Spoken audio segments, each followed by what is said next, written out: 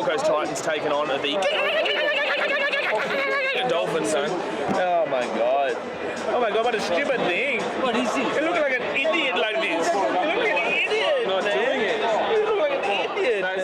Hey guys, and welcome back to the Gold Coast Frontline Podcast. This podcast is everything Gold Coast Titans. With myself, BKRsport, and Clarkey's Rugby League column, we go through everything that is the Gold Coast Titans, the community, the Rugby League itself, but also we get into the feeder clubs. We get into absolutely everything that's going on around our community. And obviously, we did have a tough result on the weekend. We'll be really delving into that one today. But as I said, I am here alongside my co-host in Clarkey's Rugby League column. How you doing, man?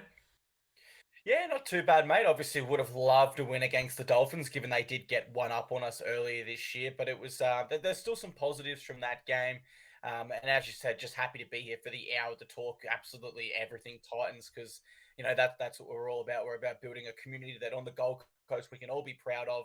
And we hope that, Blaze and I every single Tuesday look forward to recording for this hour. And we certainly hope if you're a returning listener, you're excited as this podcast kicks off. So why don't we dive straight into the Titans news segment? Just before we get into that, I'll just quickly say something. I think that it is also really good to have, it's a little bit therapeutic in a way, doing this podcast, man, because, obviously we are emotionally, financially, physically, and mentally invested in this game and invested in this team. And I think that by having this podcast every single week, it does provide a little bit of therapy in a way for us to go over it, and for obviously the listeners to have other viewpoints heard and discussions around it, and then they can agree or disagree, but that's the beauty of the game. So I think that, this podcast, that I haven't really seen a great deal of Titans podcasts before, and I just think that for myself, I find it really therapeutic. Do you see it the same way?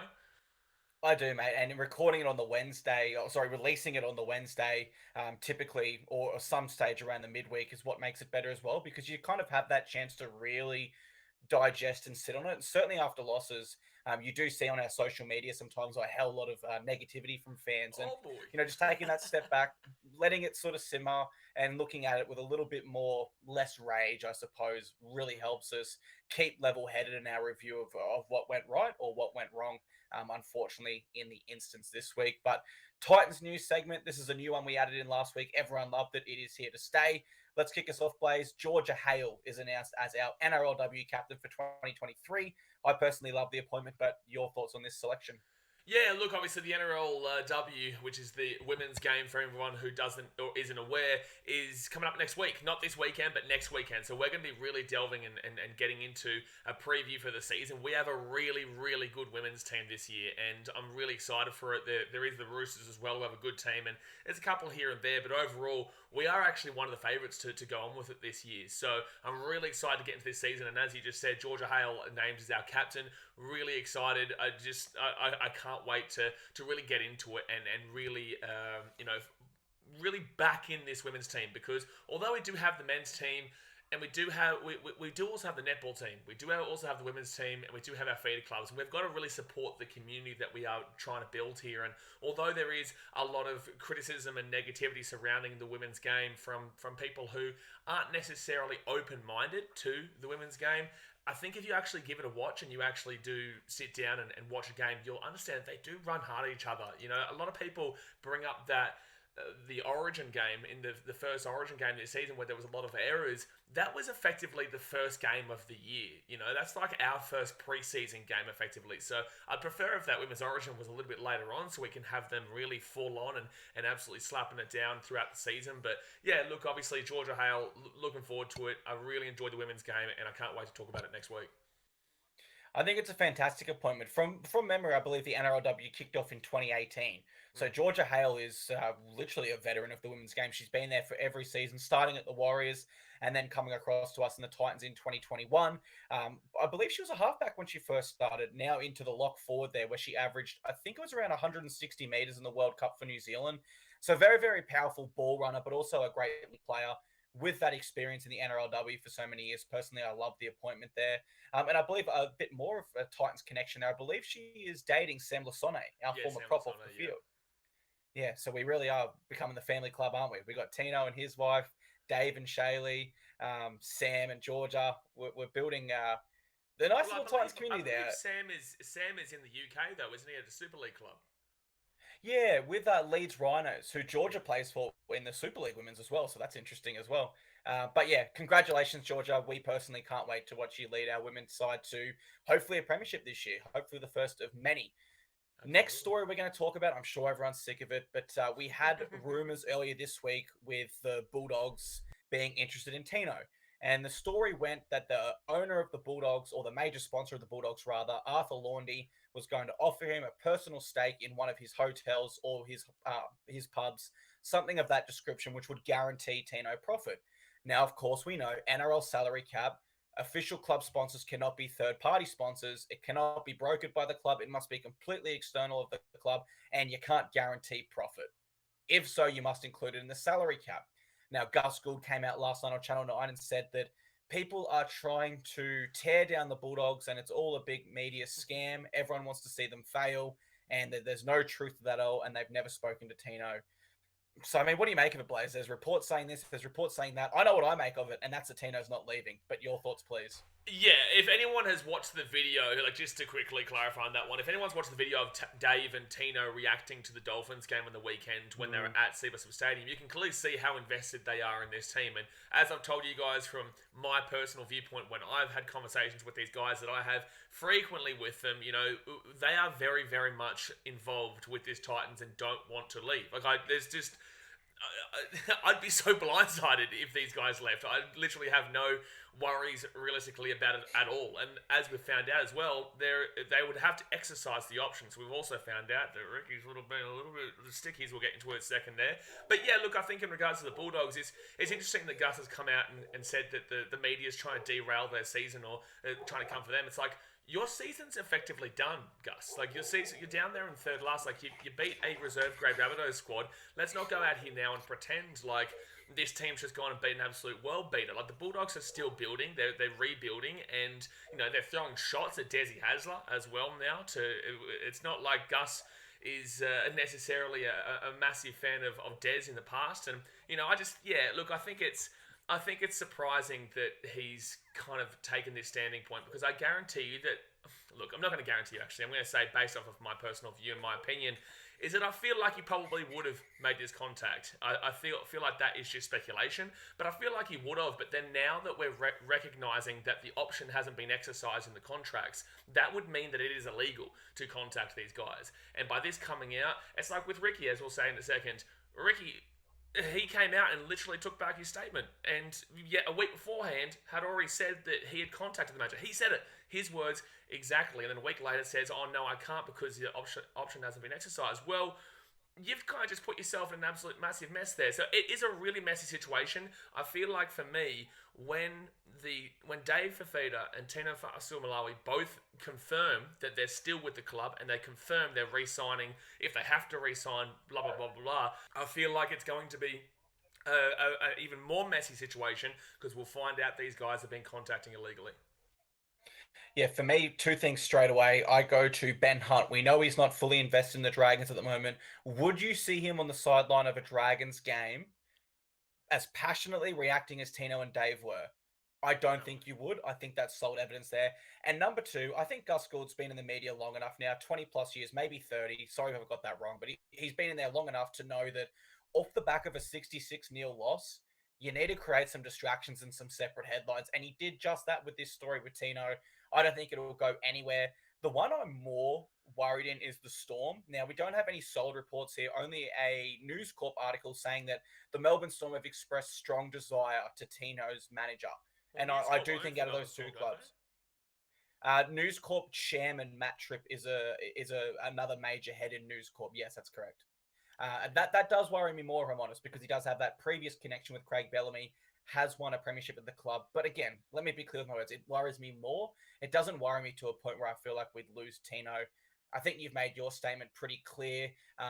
Next one, Ricky Stuart withdraws his statement. Now, we came on here last week and we read out the quote of Ricky Stuart saying that Dave is a free agent and that he's offered him a contract. It then came out he's not actually a free agent, and all of a sudden in the Raiders post-game press conference last round, Ricky Stuart said he's a great player, but we haven't offered him a contract as he's not available. So which one is it, Ricky? You're backtracking pretty hard there. And ultimately, a lot of needless headlines, Blaze. Last week, Raiders, a massive deal for Fifita. He's leaving, to find out there's not even a contract being offered there. My Look, question to you is, though, should Ricky Stuart face any punishment for what he's done here? absolutely, but he's not going to. And like I said, I think that this will kick up a little bit more of a storm once we've seen that the contracts have been finalised with the Titans and that everything is all sweet and we are moving forward with it. I think that's when we'll really push down hard on those who have tried to contact. But with that being said, Ricky does have a lot of mates in the media. It's no surprises. We're not shocking anyone by myself saying that. We all know that the media loves a bit of Ricky Stuart, and there's a reason why it's not being covered right now. I've obviously come out and clearly seen that this is, breaking the contract code. Like, it is illegal to be doing what as Ricky has said, and he caught himself out in a literal lie. Like, he literally said the first thing, and he literally said the second thing. So that means that he's caught himself out in a lie.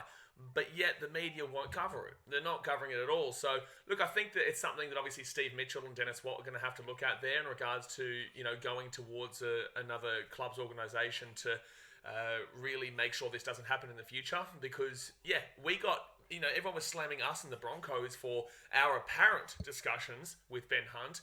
No confirmations there whatsoever. However, Ricky, on the other hand, there is confirmation through his own words. So that's my thoughts. And for what it's worth, with Ricky Stuart having friends in the media, his results since he joined the Raiders: 15th, 10th, 2nd, 10th, 10th, 4th, 5th, 10th, 8th. We don't know how he finished this year, but we do know absolutely that if that was any other coach, that's getting spoken about in the newspapers big time. He's missed the finals more than he's made it. He's been there since, when did he get there? 2014. So almost a decade now. But as I always say, his assistant coach is the CEO of Fox Sports, the CEO of Fox Sports, is brother. Let me restart that. The CEO of Fox Sports, his brother is Ricky Stuart's assistant coach. I got there in the end. I'm really sorry, guys. And so there's that conflict of interest there where it doesn't get spoken about. And when it does get spoken about on a podcast, the person bumbles their way through and mumbles 100 times in me. But there you go. Final piece of news. I want to read you a quote, Blaze. I don't want to say anything else. I want to get your immediate reaction. This is from Apasai Koroisau from the West Tigers. I shouldn't have tackled him with my face. That tackle was my fault. I got off the line a bit hard. I didn't get square. And he, being Tino Fa'asumala-Awi, caught me off guard when he came off his right foot. There are no hard feelings there. It's footy. I can only control what I can control. Everyone has their bumpers up. I missed a few weeks, but I put that on me. Your reaction, please. Well, my reaction is "told you so." I hate the words "told you so," but it's like it is what it is. Like, we said this, and anyone with an idea said this as well. Like, I know that there would have been Tigers fans out there, and there were Bulldogs fans out there, and there are New South Wales fans out there. We even had, was it Joey Johns and Fitler and that coming out and saying that he should be suspended and the hammer should be thrown at him. Well, you've just had the player who was in contact with Tino come out and say, well, no, you're wrong, and just confirm for everybody else that we were right. Like, the Titans fans were right. So, yeah, look, I'm not expecting an apology from anybody out there to say that he shouldn't have been suspended, blah, blah, blah. I don't care what those people say, because ultimately I only care about what Titans fans think. But it's just funny to see that, we were right. And Koroisau is, you know what, I really appreciate he's done this too. He's been a man about it. He's come out and said, look, it was my fault. I did tackle him incorrectly. And unfortunately, due to that, I've become injured. I'm really, really...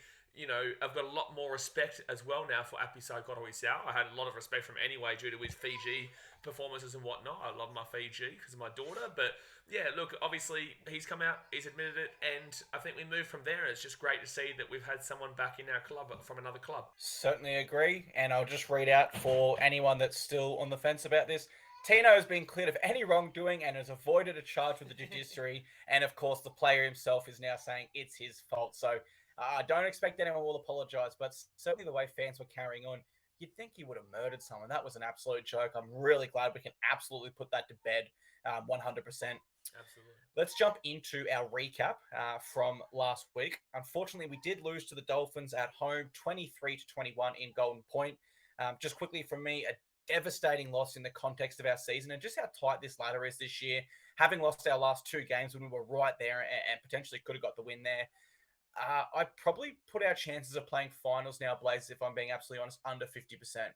I think we're probably below a half chance now, just with how tight that ladder is. So I want to get your thoughts on the game, but before we get to that, I do want to know, what sort of percentage do you give us at finals from this point?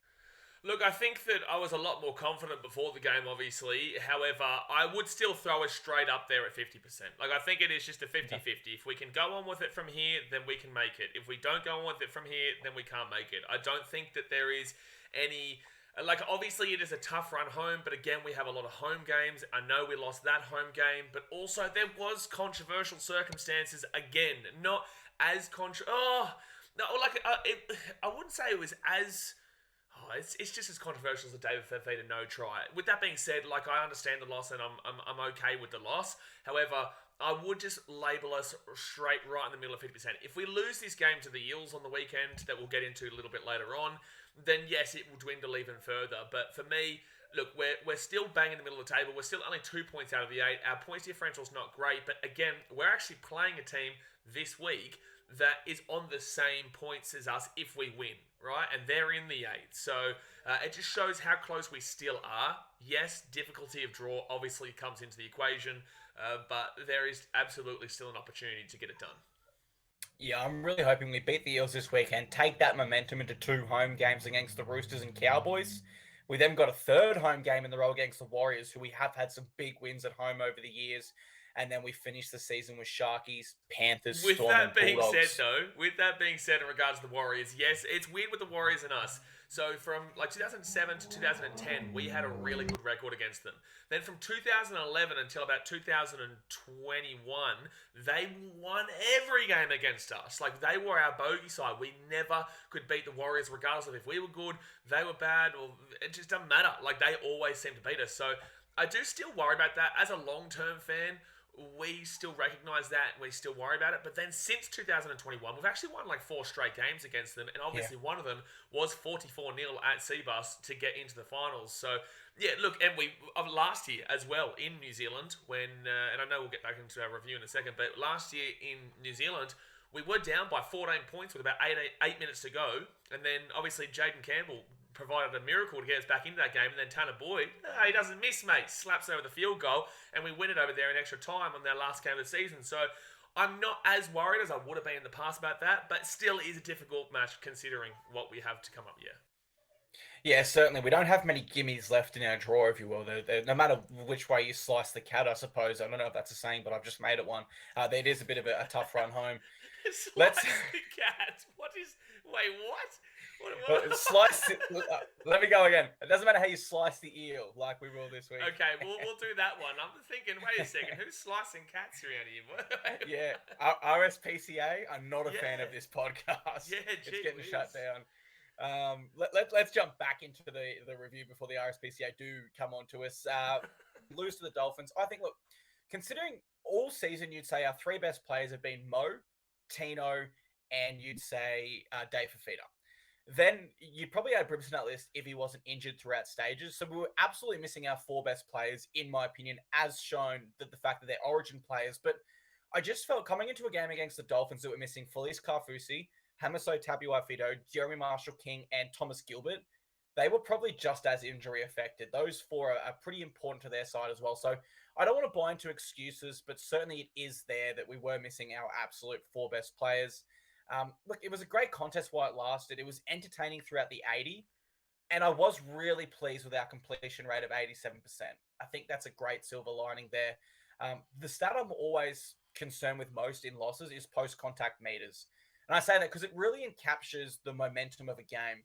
It encaptures the line speed, and most importantly, your first contact, noting we do lead the NRL for ineffective tackles. And they did beat us in post-contact meters 673 to 540. So we were really well beaten in that stat where we were close in others. I think that encaptures the game, though, because all game I felt we were right there. We were ready to take the game and run with it, and we never quite did. We always were just slightly behind and missing that opportunity when I felt it was there to take the game. Ultimately, though, we were forced to make another 99 tackles than they were, and we only missed 8 more with 43 in total. So probably too many missed tackles than you'd like, but given we made an extra 100 tackles than them, I think you can forgive them for that. The only really try that frustrated me, if I can be absolutely honest, was a Jared Wallace try. I thought that was really soft. He just fell over the line. I just felt our contact had to be better there. That's how I saw regular time. Of course, golden points a different story. So I'll hand back to you on how you saw the first 80 minutes of this game. Yeah, it was unlucky, man. You know, it was one of those ones where we absolutely were in it the entire way. We were up again at halftime, and if you go back and you give that Dave Fifita no try last week against the Raiders, we're still undefeated in the first half this season. We are the best first half team in the comp, and that is a fact. Like, truly, we're always up, and we were up by 14 points to 6 or whatever it was, and it just seemed like we should be able to go on with this one, but we did fall apart. Now, we did fall apart as we would have in the past, however. We didn't concede and just get slapped up in the second half. Obviously, like that original Dolphins game, we were up 26-0 at one stage and then completely folded to lose 28-26. So it was a different game in that regard, but also those similar demons were still there. Now, I'm not going to say that, and this, we're not talking about golden point just yet, but I'm not going to say that we were robbed in this normal time, this regulation time. However, I do want to talk about the inconsistencies that led us to the point of actually being into extra time, right? There was a point in the game where we were down attacking 10 metres out from the Dolphins line. We then obstructed a player and sacrificed immediately. We gained no advantage, nothing, and we all know that it is allowed to, once there is a collision of sorts and there is an obstruction, if you sacrifice yourself, then that's it. Then you can continue playing with the ball. You play the ball, that's a tackle. And then so we get penalised for that. We got penalised for that, and then obviously the Dolphins got on the front foot. And I believe they actually ended up scoring after that. Now, we go to the other side of the field later in the game with about 10 minutes to go, 15 minutes to go, maybe 5 minutes to go, whatever. The Dolphins are attacking our line, and they sacrifice themselves and in the exact same situation as us, and they don't get penalised for it. Like, they don't get penalised for it. And I think that was on the lead up to them kicking the field goal, the original field goal that actually took the lead in regulation. So that one really confused me. For me, the frustrating thing as well was that, and I spoke about this with quite a few people at the time, they were offside like all night. I don't understand the inconsistency in this regard. Literally all night for me. So to ping us for that in the extra time, it's crazy considering, like, I'm there. I'm in the stadium. We're all in the stadium. We're all complaining about it the entire game.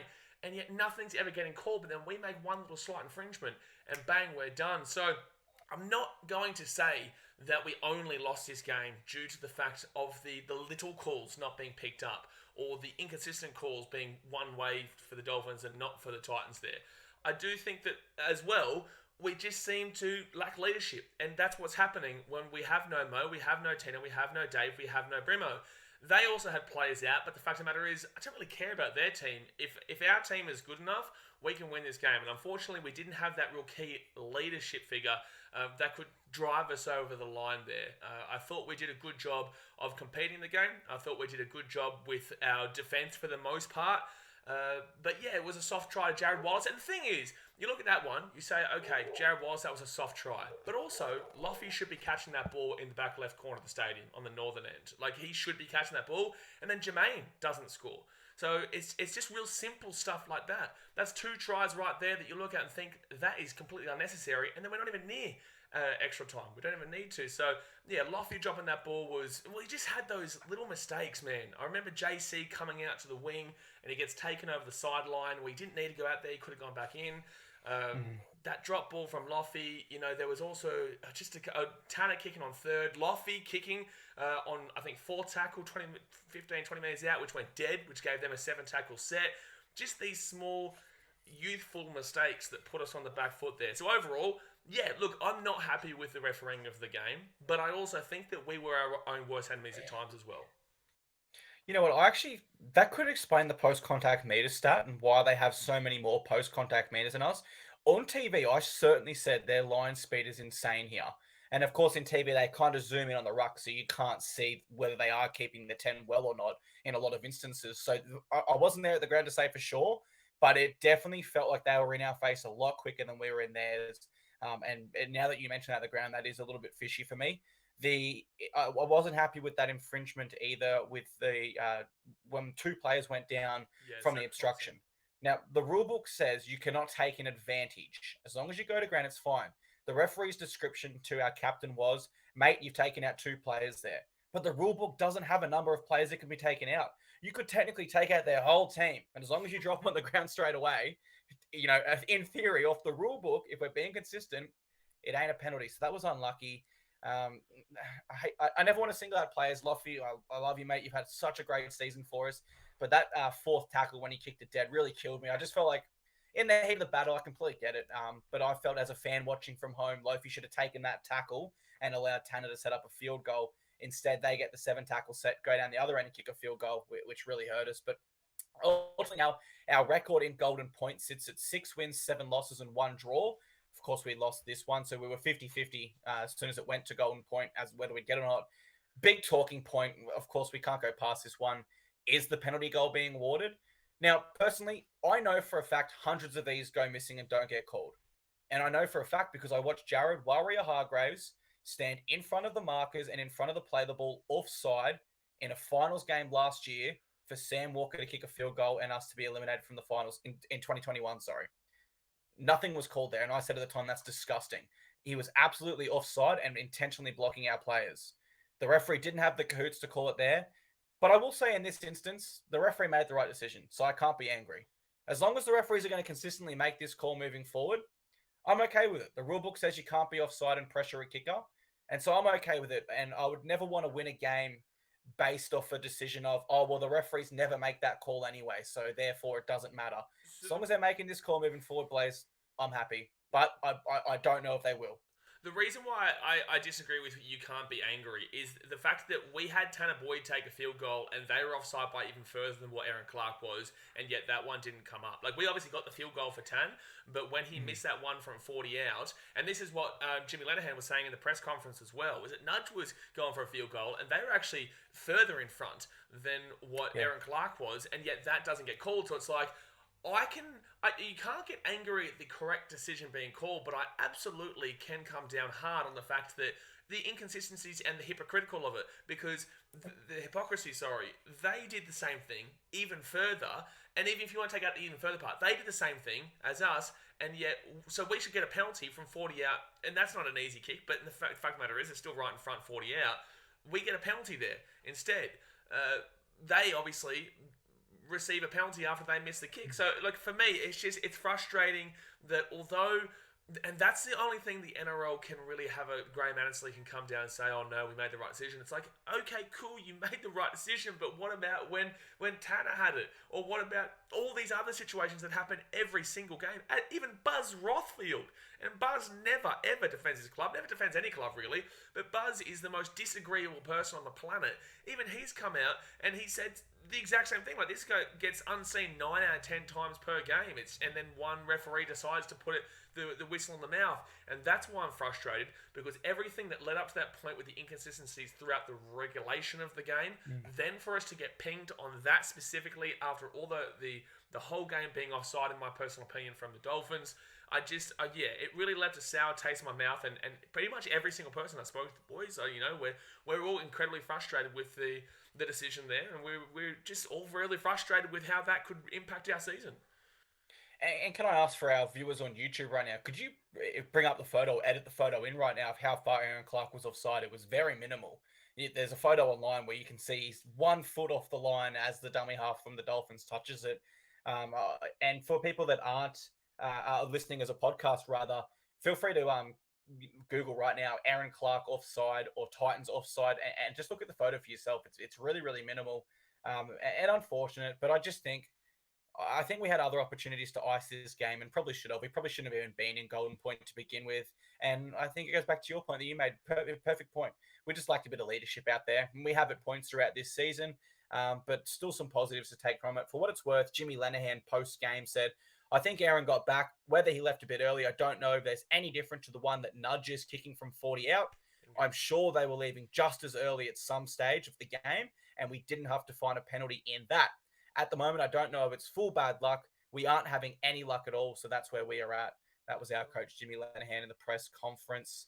That's all I've got for the game, mate. Anything else from yourself before we jump into our 3-2-1s? No, I think that's pretty much it, man. I just want to clarify, I understand that we lost that game, and I've definitely come to terms with it, and I don't think that I don't think that it's it's a robbery in a sense. It's just that when you have that call from Dave Fifita last week go against us, and also the Matty Tomoko try, and then you come into this week and you go to extra time and you've been frustrated from a lack of calls throughout the game to then get pinged for that. I think that's where you get incredibly disassociated with really supporting where the game has gone in regards to referee impact in recent years. And I think that ever since 2019, with the 6 again, no call, I think that the referees have unfortunately, and that's not just against us, that's against everybody, I think the referees have unfortunately actually detracted rather than what the NRL is saying in regards to progressing. So I would really appreciate them acknowledging the mistakes rather than them just coming out and flat out just clotheslining it and saying no chance. It's like, we can all see it and we're all going to continue to say this. So we're just going to be completely, separated from each other, and we all just want the same thing. We all just want a fair game, the right game, and the right calls. And we understand that there are going to be calls here and there that get missed, but it's just on a consistent level that we get frustrated with. And the other thing for Graham Annesley is, and I'm certainly not accusing him of anything here, I'm only speaking from my own experience with the Titans. Sometimes, like, for example, my fullback of the week this week was Jake Averillo. I was really close between him and Jaden Campbell, but I didn't want to look as if I was showing bias to my side. I do wonder, with him being a former CEO of us, does he think if I come out and support the Titans here, it's going to look negatively? Because I know subconsciously that absolutely goes through my mind just running a social media page, let alone being in such a powerful position like Graham Annesley is. So not suggesting anything there, just simply wondering out loud, I suppose. My 3 points goes to Jaden Campbell. He broke the record for the most run meters ever of a Gold Coast Titans, surpassing Jai Arrow, who previously held it at about 285. Jaden finished with about 315. He had 9 tackle breaks, and I just thought he was our spark in attack. Everything that went well came off the back of Jaden. And again, it just raises the question, how long can we keep him as a bench player? Do we have to find a way to get him into our starting lineup? He gets my 3 points. Who gets your 3 points this week? There's no way you can go away from Jaden Campbell's performance in that game. I think that he did, obviously, that there was that mistake that he made that was really frustrating, but overall, Jaden was exceptional. And I have had a conversation with Jaden this week where, I said to him, you've got to really make your ground this week. You've got to make your opportunity count. And, he did that. He got his opportunity and he made it count. And I'm so happy for him, man. I put him, I put him on my story saying, my guy, because I know how much he just needed to have this performance with AJ being out for Origin and trying to figure out where he is with this team, you know what I'm saying? So I'm really glad that he's come out there, he's proven himself again, and it just gives us more headaches because Jaden does deserve a spot in this team. He does deserve a starting fullback spot, but we do also have an Origin caliber fullback who is at State of Origin right now, who comes back, obviously, this week against the Eels. So it's frustrating, but the fact of the matter is that we all love Jaden. We all love Jaden, and we definitely want to see him succeed, and we want him to be here, and we want him to win a premiership with us.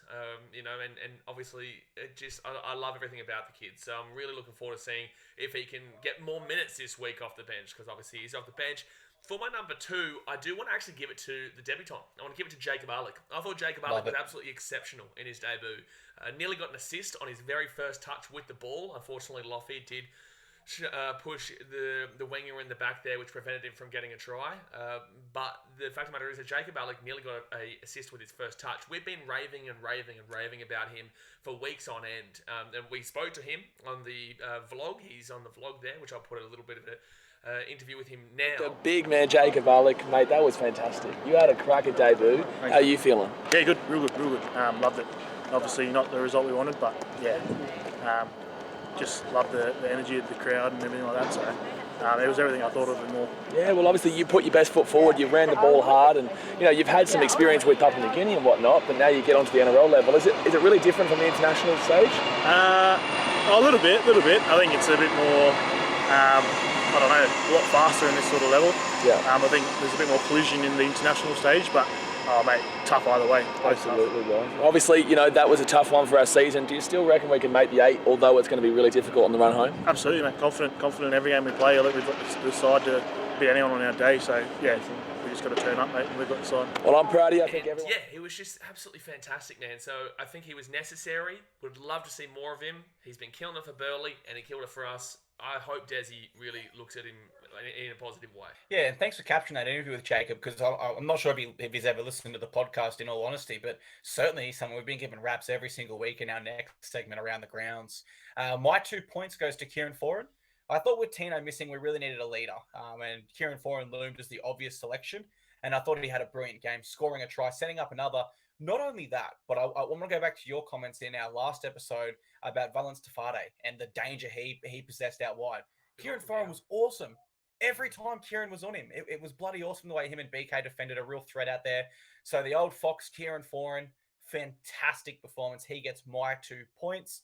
Who gets your 1 point this week? Yeah, this one's a tough one for me because there's quite a few players that I did like. Like I did like BK and Brian Kelly's defense of Elizabeth Tafara, as you've just said there, and I just do think that he's actually been coming in quite nicely and actually improving a lot of the defensive side of play in recent weeks. So, he's definitely there. You've got Jimmy Jolliffe, despite that mistake that he made late on, we obviously now know, and I saw him after the game with his hands wrapping and whatnot, so I was always in doubt that he was going to play this week, but now you understand why he knocked that ball on in that real prime situation. You understand that obviously he did his hand in, so it wasn't easy for him to grab that one, and obviously would have been tired as well there. So, I had to give my 1 point to Kieran Foran, man. I thought the leadership that he provided was fantastic, and obviously we didn't get the win in the end, but I love how he went up to the referee to really complain about the hypocrisies and the inconsistencies about it, which we don't really have a great deal. Like, I love Tino, and I've loved captains in the past, but I just love Kieran really going up to him and making his voice heard, and everyone heard it. So everyone at home could see why we were all frustrated and complaining as well, regardless of if it was technically offside. So I think that really showed. I also could see Desi really giving him that kind of leadership ability next year. It was a good performance there by Kieran, and I also got to shout out my boy Tanner Boyd. Obviously, does not miss. He did not miss, son. He does not miss. Tanner does not miss from the wing. Yes. He does not miss.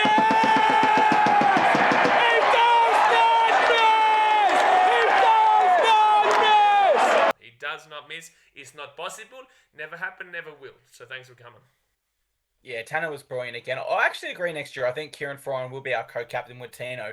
Tino's a guy who leads by example. Kieran's a guy that's seen everything in the game and has that ability to really question the referee based on what's happened throughout the game. And I really like that from Kieran. My 1 point was Jacob Arlick, but sorry, Jacob, you've been switched out for Jimmy Jolliffe after I found out he played on with that broken hand or broken wrist. 130 plus meters, 51 tackles. I messaged Jimmy on Instagram moments before we went live, and I just said, 51 tackles, mate, with a fractured hand. What a brilliant effort, mate. Thank you. And he was too humble. He said, happened later in the game, mate. Ha ha, but thanks.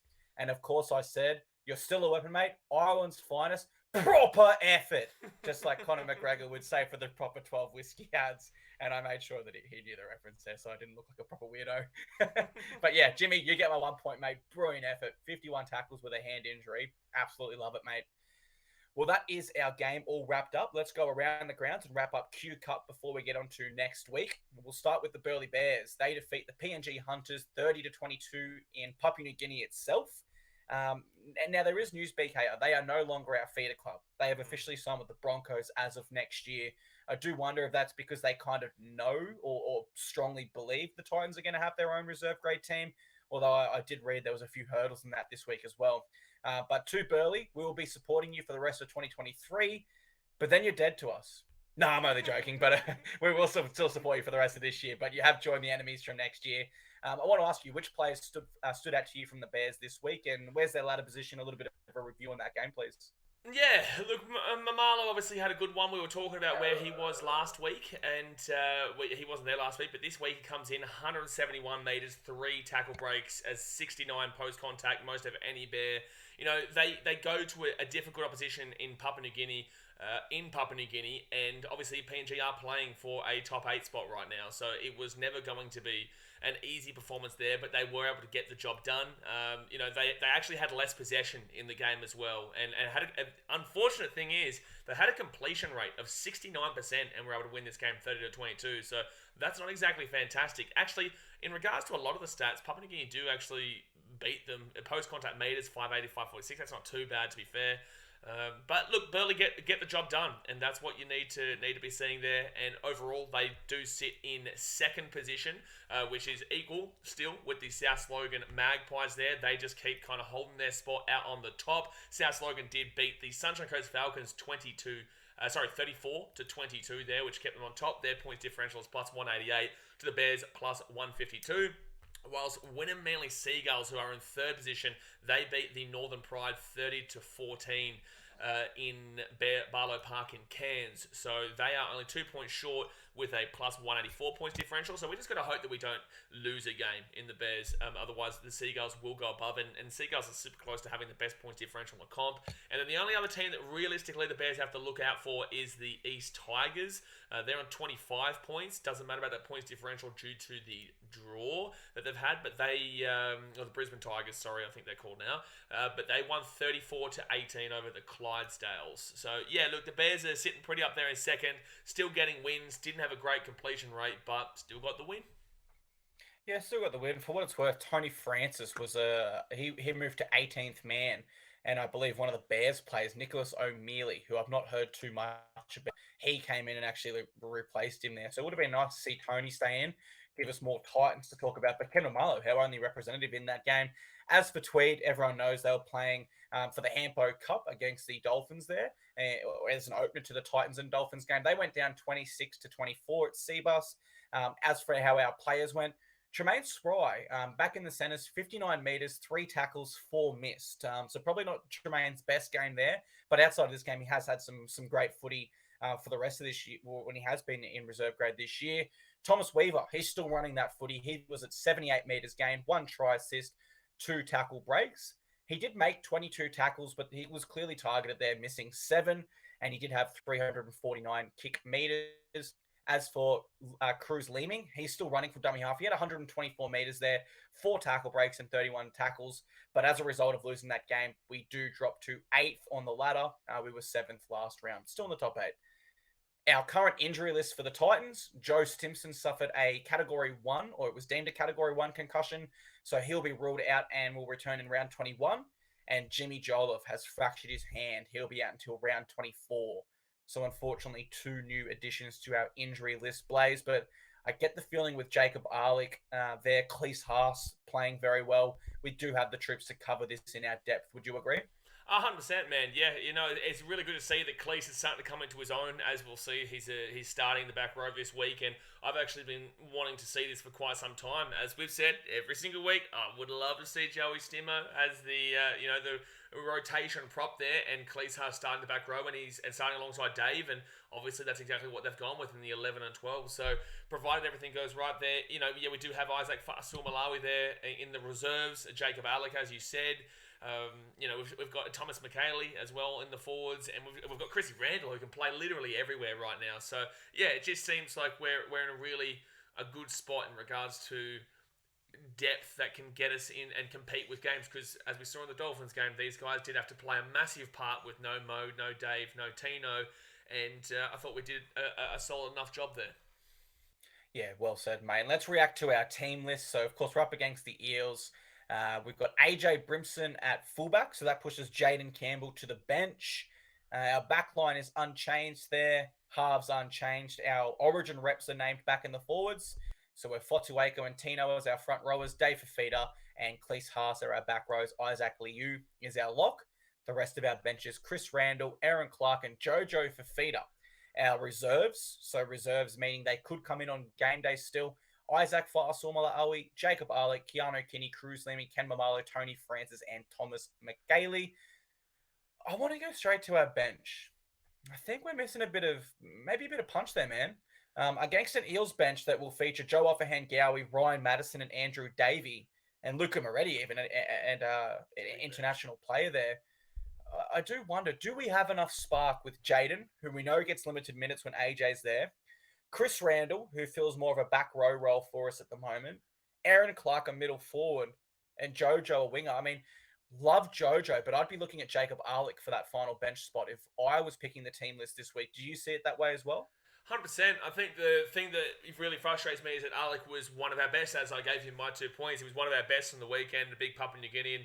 representative, international, and has now obviously played for the Titans and killed it there. And I think that he definitely deserved a spot. And it does really confuse me, the bench there. Like, obviously JC is always going to get that spot because you have to have him in the team somewhere, but we do need to see more than like 5 to 8 minutes on him, because I think we only got a few minutes out of Jojo on the weekend. Do you know how many minutes Jojo had?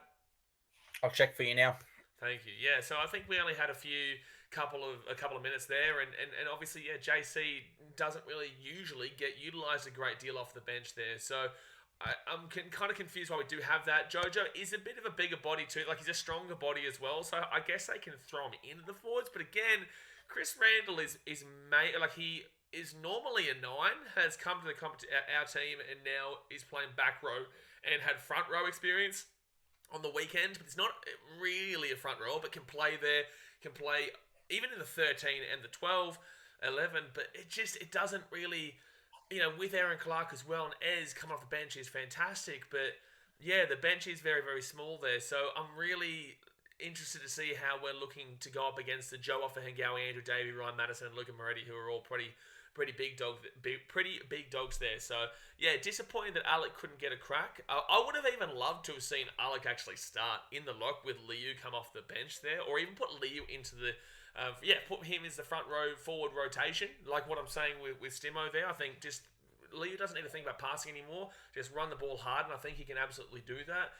But that would just be my concern there as well. Yeah, this bench does look incredibly small, and we don't have a bona fide front row forward on the bench realistically. We don't. Like, if we wanted to, we could bring in Isaac Fasamalawi or Alec, or McHaley, but we just don't.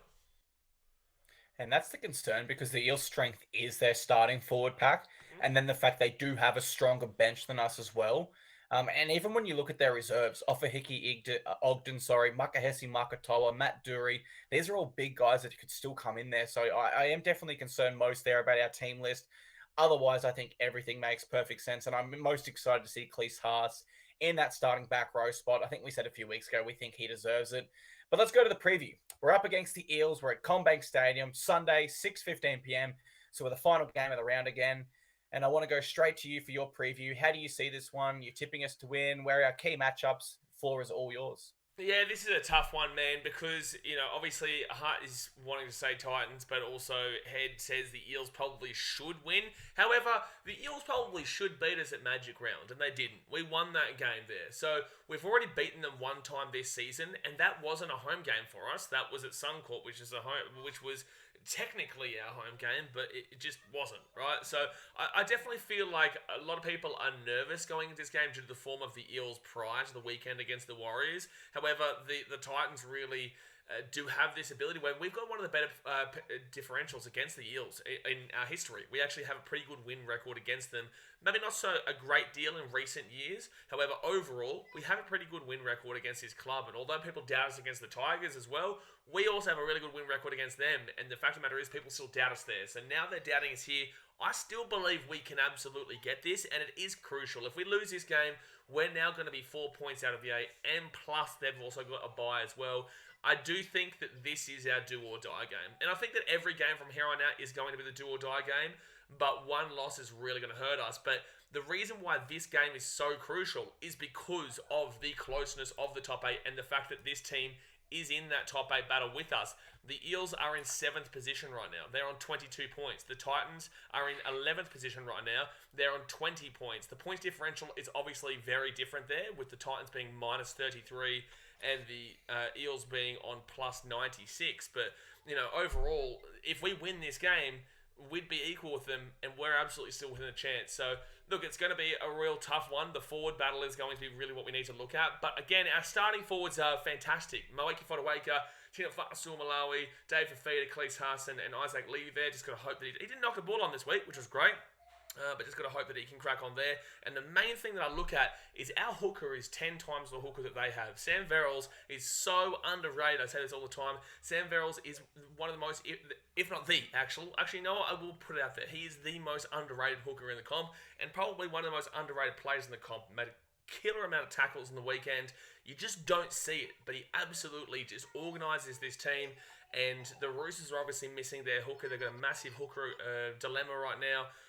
And Sam Verrills is key to that, and I think that he is 10 times the player that Brendan Hands is personally. So I think that we definitely win that hooker battle. In regards to the halves, Dejan Arce is a good young kid. Mitchell Mose obviously really experienced, but we've got that experience in Kieran Foran and also Tanner Boyd now. I think that the elusiveness of Mitchell Moses can probably really look good for them. But overall, if we can look at Kieran Foran and Tanner Boyd coming together as a collective, I think that they do have what it takes to match up with the halves, but you would give that advantage to Moses. And then in regards to the back line, I genuinely think that it is incredibly even. I think that Phil Sami, Sean Russell, I take Sami, Simonson, Shoop. I think that on the form this year, you take Simonson. Penasini and Brian Kelly, I think is actually really even in that battle. Alofiana Kamper and Micah Sivo. You are going to take Micah, and then you get Clinton Gutherson and AJ Brimson, and it comes down to your thought process and what you would prefer. And for me, I still would take the Brimdog Millionaire. I would take Brimo over Gutherson. Gutherson is safe and defensive, but I wouldn't say he's got that spark. AJ Brimson has that spark and that defense, and he's obviously playing for Queensland. I know Gutho's there, but he's not actually really too much in the fold there. As Freddie said, he doesn't even have a clue what he's going to use him for, so that tells you a lot there. But look, I take Brimo, so I think it's a lot more even than people make out, but it should be a really tough game, and I look forward to seeing what you have to say. Mate, I echo those thoughts, particularly around the do or die. Not so much just for the result on the ladder, but the momentum and the fact that if we were to lose this game, we kind of slip down the ladder where we lose that belief that finals are a real possibility. And that's what we absolutely want to avoid. We want to be finishing our season strong like we have in multiple previous seasons. For me, this one really hinges on which Origin players back up. I think this game is ultra important to both sides, so we will see everyone back up unless of injury. Which does make it a really tough game for us. Eels were in solid form until dropping that game last week against the Warriors where they were thumped, and I'm always wary of the bounce back factor in rugby league.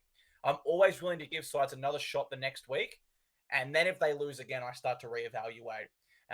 No, you don't need any greater evidence than 2 weeks ago when the Doggies were beaten 66-0, and I came out with a best bet and a hot tip on them to win the game. And although I'm not going to claim like it was the greatest tip ever, Rabbitohs were absolutely depleted. But Rabbitohs were still favourites for a reason.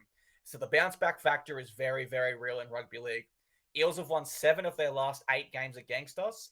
It's a side we have struggled against. In fact, our last win against the Eels was the Magic Round win. Prior to that, we'd lost the last 7 straight.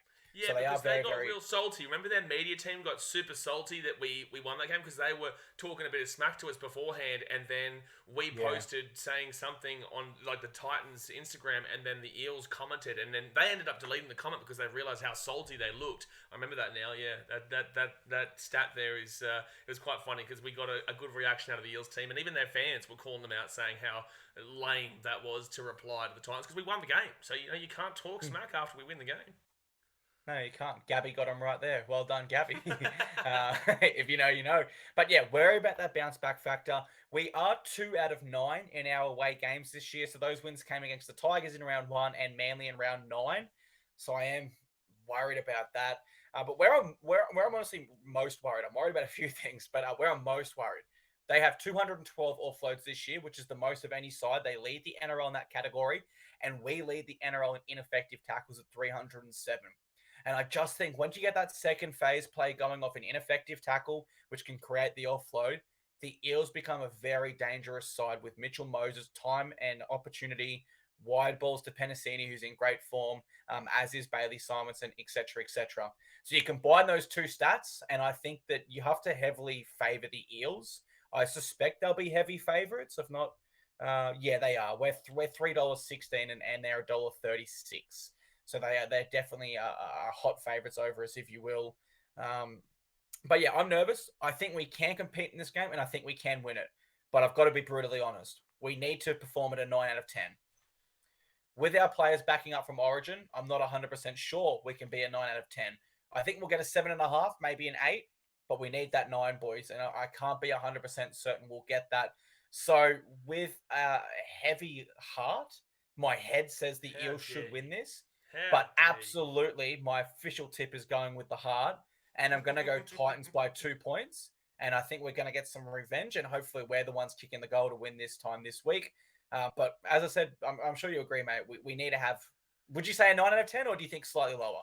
No, I think we do need to have a 9 out of 10. I don't think that it's as much of a chance of going less than that just because of Origin. I think that we just need to have a 9 out of 10. And I don't really look at Origin as an excuse. You know, the boys will come in fired up. And look, Tino and Dave will want to really prove a point that they love this club and want to really perform for this club. I think this is a prime game for them to have a big one. If I'm going to look at a man of the match, I'm going to look at Tino Fa'asuamaleaui. I think he's going to have an absolute cracker. I think he's going to come out, he's going to dominate, and he's going to show why he's the big Queensland forward and why he wants to lead us into a premiership in the incoming years. I think that's exactly what he's going to want to do there.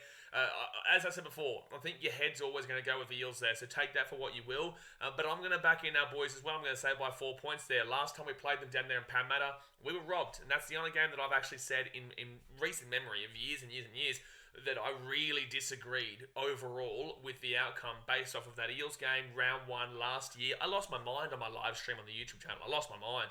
I was fuming. So, I really hope that was the game that Sammy did the Gutherino over the top of Gutho. Yep. We haven't seen that for a while now. I don't think we've seen that actually ever since. No, he's Sammy never did done it that to since. him. So, has he really not done it since? No, he's never done it since.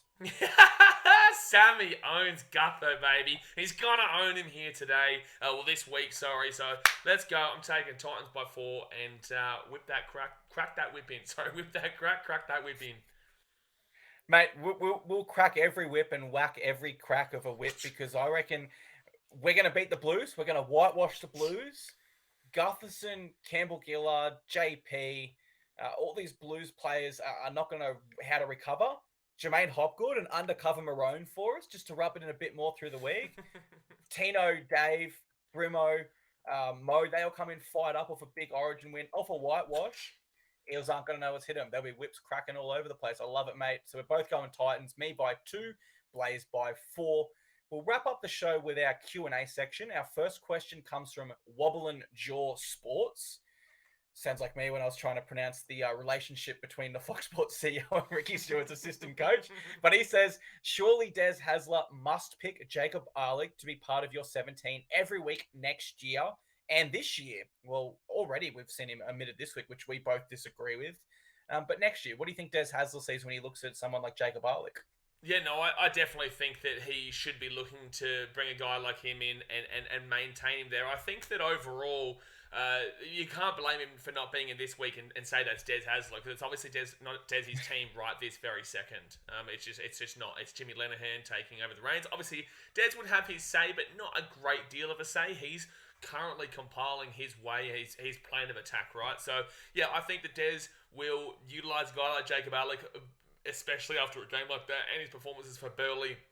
I think we can clearly see in this team what players Des will like and what players Des may consider moving on to bring in that fresh new vibe for what he wants to do going forward.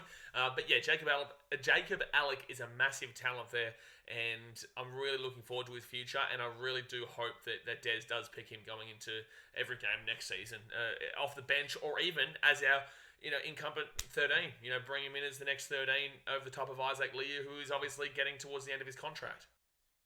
Yeah, you took the words out of my mouth there. I'd like to see Jacob Arlick start next year.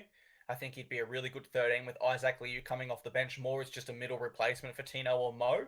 And I'd love to see Cleese Haas start the year. Sorry, I'm going to add to a little bit to this question, Wobble and Jaw Sports. I'd also like to see Cleese Haas start, just so Bo Firma can come back from his ACL via the bench and then transition Haas back to the bench and Bo into our starting back row spot towards the end of the year. But either way, no matter how you skin the cat, to kind of phrase from myself earlier, or cut the cat, whatever I said.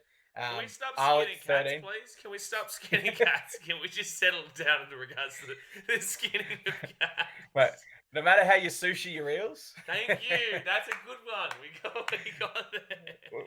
We'll get there. Yeah, when we play the Panthers, you can talk about skinning cats and whatnot, alright? Yeah, all the Tigers. We've got a few options. We'll very skin those cats. Don't worry about that. 2-0, baby. We love it. Yeah.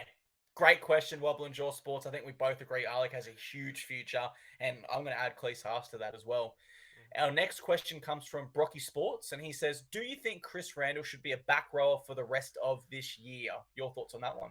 I think that Chris Randall is best used off the bench. I think that he definitely is a great addition to our 17, for sure. I love it. I've spoken when we had the members night the other night the long-term members. I had a really good in-depth conversation with Chris, and he's so happy to be here, man. He just wants to lock in a spot in this team, and I think he absolutely deserves a spot in this team, man. He's been killing it in recent weeks in different positions, whether it be if you had to play the 9 for the majority of the first part of the season, and then has come in and played back row, has then come in and played front row, and I believe that he could be a good 13 as well, to be completely honest with you, and I think he's a great addition off the bench. So I'm not necessarily saying that he should. No, I don't believe that he should be a starting back rower over the likes of David Fifita, Koroisau, and I think that Chris Randall should absolutely implement himself off the bench there, and then if he needs to come in and start in replacement, absolutely. But just because, and this is a real big thing that people don't understand, just because someone's on the bench doesn't make them a less important player. The bench is incredibly important, and I feel like with the new age and the new game, the bench is actually arguably one of the more important aspects of a team right now, and that's why we're so concerned with the bench this week and the way it's been implemented. But overall, I absolutely think Chris Randall has a spot in our 17. I think he's a great forwards utility player, while you've got JC, who is a backs utility player, and it really does keep this team really... It has some nice cohesion about it. So, no, I love Chrissy Randall. I think that he definitely deserves a spot on the bench. I love Chris Randall there. I look at the Blues team currently where they've got Cook and Gutherson off the bench. And typically, I'm not a fan of having a hooker and a backline player as options there off the bench. But I do think that Chris Randall has earned the right to be selected every week there. Whether he comes on at hooker to give Sammy a break, or whether he comes on at lock, or a front row rotation there in the middle, or whether he plays on the edge. I think he's playing well enough now that he's adding a couple more feathers to his cap. It's only better for his future and our future.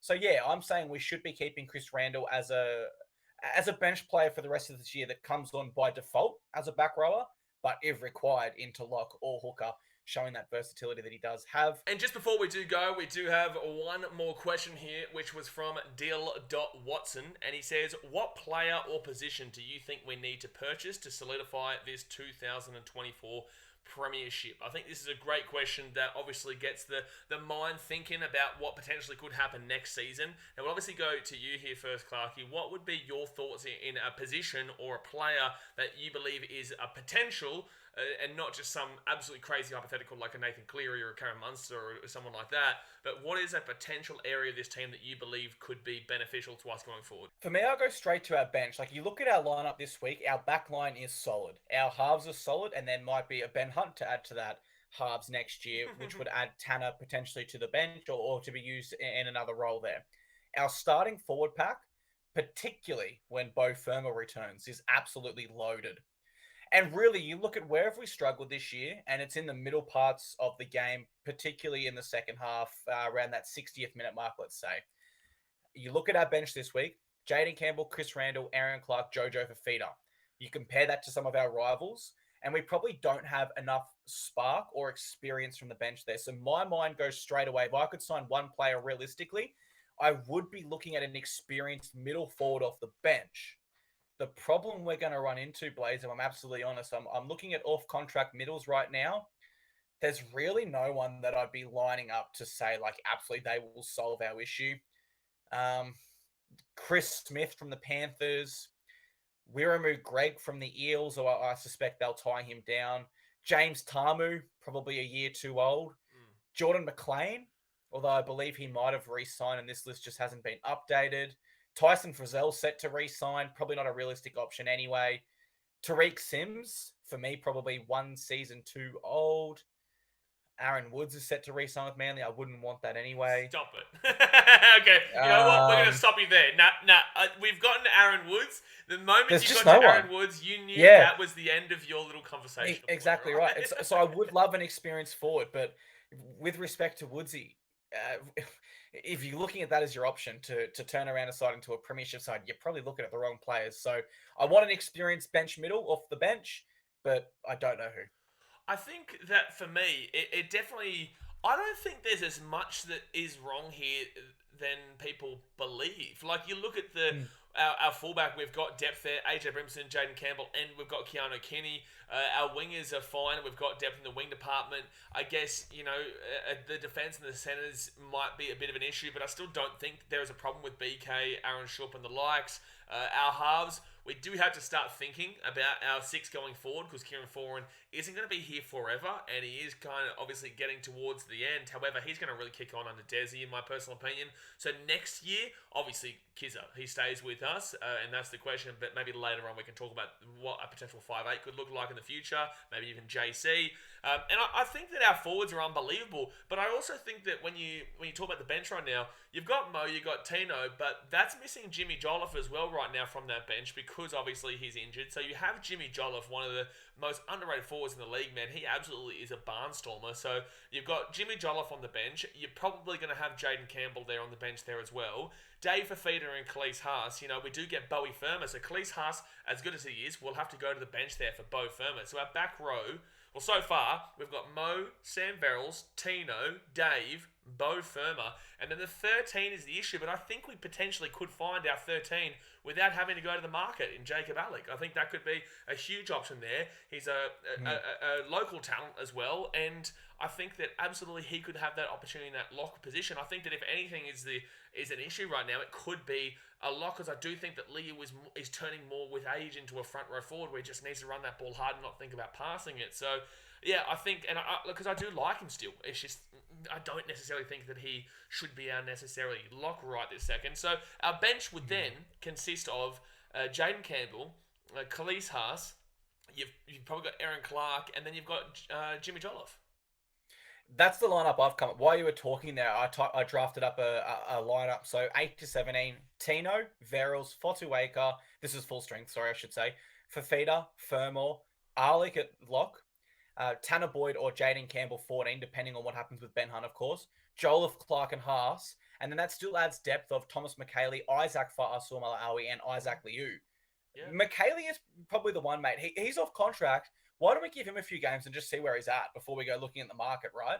In all honesty, the more I think about this, in all honesty, mate, the more I think about this, do we even need to go to market? I'm going to say no. We don't need to. And that's the thing, because if you do go to market and get Ben Hunt, then you've got to try and figure out what you do with Tan there, because I know Des is not going to be dropping Kieran. Des is not going to be putting Kieran anywhere else unless he puts him to the 14 there. But I know that. So then what? Does Tanner then go to the 14? Because he's probably better of a utility player than JC is, and he'd probably get more minutes there because he can play 9. He can play, obviously, 7. He can also probably play 6 as well. And JC's more in the backs, but in the same sense, doesn't get used as it is. So then you lose JC. So the Ben Hunt situation, it really does kind of mess up our team a lot. Obviously, you get a lot of experience there and a lot of quality there, but that provides a lot of conundrums in regards to what you do with Tanner Boyd and JC. And I think that it would come down to Tanner Boyd and JC fighting it out for that 14 spot. The only other option is if Campbell goes fullback and Brimson says, I'm happy to play centre, which I'm not sure if he wants to do that. But yeah, you know what? I've looked into who's available right now. I've typed out our potential 2024 pack, and I'm going to say no. I'm going to say no. We do not need to sign anyone. We've got enough question marks over our line and depth there. Positive question marks, of course. No, I'm not going to say we need to sign anyone at all. I agree. Yeah, which is crazy. It was a great question, though. It's crazy to think, though, after all these years, we're looking at this team right now, and we're currently sitting in 11th spot, and yet we don't actually want to make a great deal of changes going forward. We just want our coach to come in, sort it out, and get us moving with the team. Obviously, he will make changes, but the fact of the matter is that from what I can see, I'm not actually a great deal unhappy with where this team is at right now. So that is an absolute positive, and I think that after our explanations there, I think a lot of people can understand where we're coming from. But I think, man, we've obviously been going on for a decent amount of time now. I think that's time to wrap the show up for this week as we head into a bit of sushi'd up eel. I'm looking forward to getting some sushi this Sunday. I will be in Parramatta, as you guys know. I do attend every single game, so if you are there, we also do, I will mention this on the podcast, we have a captain's run on Saturday in Sydney at Homebush, so if you can get there, absolutely get down. And then on Sunday, we have a members event as well, which is before the game. So really looking forward to kind of mingling with the members down there for the away legion, and obviously getting to the game and getting as much loud support as we possibly can. It is a crucial one. We have to win this game. We just have to. We have to win this game. So that's about it from me, man. Obviously, much love to everyone. Keep on banging it at home. You see me on Instagram. I don't stop. I will, regardless of the amount of hate that we receive and that I receive and that we caught from other fans, you just got to keep pumping on, keep firing behind this team and support us because we are on the right track. And as we just said, myself and Clarkey, we're on the right track with this team too. So, yeah, much love for me, and I'll hand it over to Clarkey. Just want to say to all of our listeners and viewers right now, thank you very much for being with us. It's been a tough fortnight with 2 close games there that got away, but we are all still here for the same common goal, and we all love the Titans ultimately the same. So with that, thank you very much for your viewership, and we look forward to seeing you next week. Hey, man, now we've stopped recording. Could you imagine not winning a premiership for 37 years? Could you imagine being the Parramatta Eels? 38 years. Actually, Thank God we're not recording anymore. I can't wait to smash the Eels. The They fact that they've suck. nearly got more wooden spoons than years we've been in the comp. That's pretty crazy. Eh? What a joke of a club. We are still on. We are live? Whoops. Go the Titans. Yahoo!